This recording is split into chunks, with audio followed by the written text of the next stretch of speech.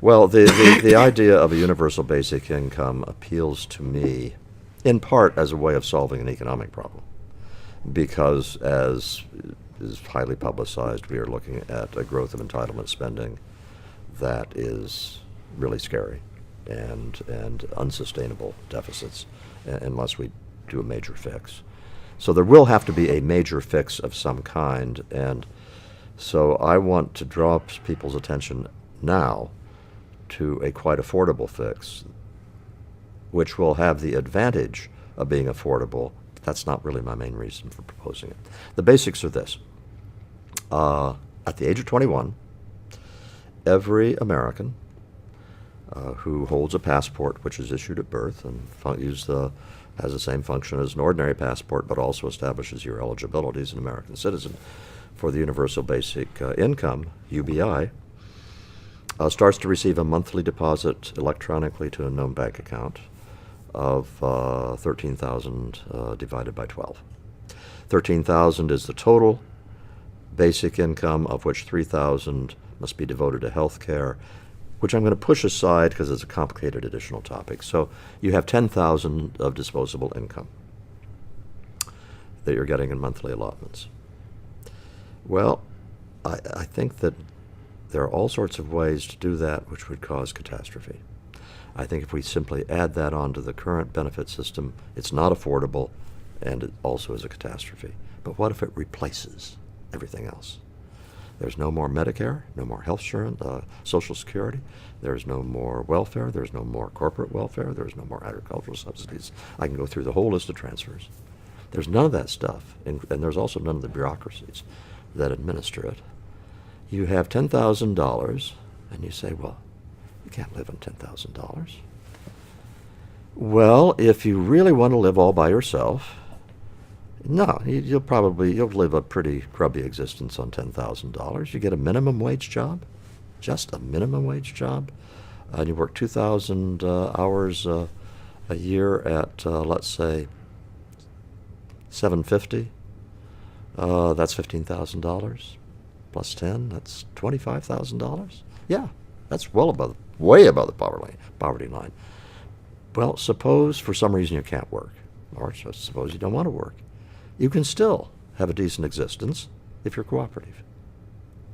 If you're cooperative enough to convince a friend, a girlfriend or boyfriend, a relative or something else to pool your resources, if you just do it with 2 people, you got 20.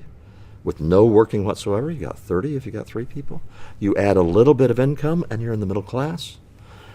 That $10,000 given to everyone has a huge effect on their ability to live a decent existence by doing reasonable things. But it also has, I think, a couple of other huge advantages, again, because of some features of my specific plan, which I'm quite proud of. One is right now we claw back benefits at a very low rate, so that if you're on food stamps and Medicare, and you take a job, you very soon face a very punitive loss of benefits. I say, look, you keep your entire $10,000. We don't claw back a cent of it until you have $30,000 in earned income. Once you have $31,000 in earned income, you'll pay $50 or some very minor clawback, and that'll increase as your income rises. But I'm really saying to somebody who's gotten up to $30,000 of earned income, okay, you now got a net of 40. You really want to quit work and go back to 10? Yeah. I'm luring them in to work until they can't quit.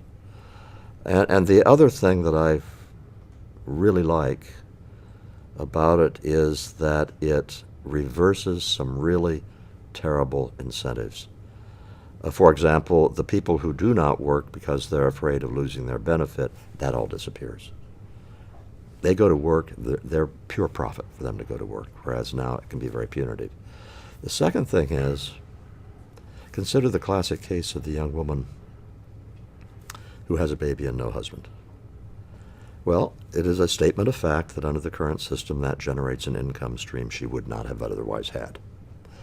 I'm not saying she has the baby to get the income stream. I'm saying it does generate an income stream. Under the plan I'm proposing, she has an income stream. The baby is going to be a major drain on that income stream. Now, that can also be good. All of us who have children have a major drain on our income streams as a result that we're delighted to have. But it does get the incentives right. I really want a baby. I know I'm going to be paying for diapers and baby food and all that, and I still want the baby. Okay. But if you've got the income stream and you say, gee, do I really want to spend it on those kinds of things? Or do I want to spend it on some more education or better clothes or something? That gets those incentives right. And I'll add one other incentive it gets really right, which has to do with men who walk away from their children. I am not a big fan of demonizing single women.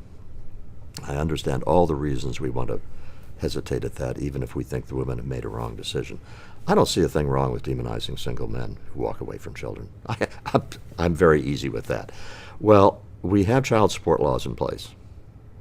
We have DNA such that all you need to get is a swab, and you can have absolute certainty of paternity. And we've got an electronic bank account known. All the judge has to do is garnish a certain amount of money from the man to support his children. You think that will get around? You think other men will know that that's happening? You think that maybe that just might make them think twice before they father a child they don't plan to take care of? I'm quite enthusiastic about those incentives.